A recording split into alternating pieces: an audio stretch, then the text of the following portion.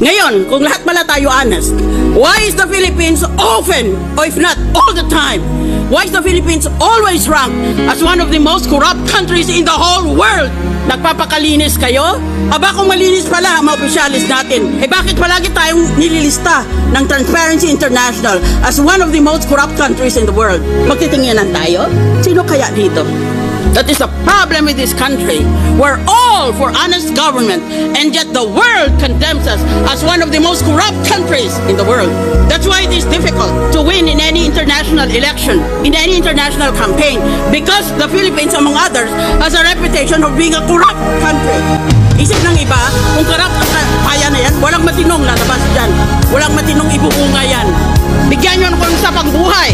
Panginoon, bigyan mo ako ng sapang buhay. Imbestigahin ko lahat, isa-isa. Dito sa Senado, sa House of Representatives. Tignan natin. Pati sarili ko, imbestigahin ko.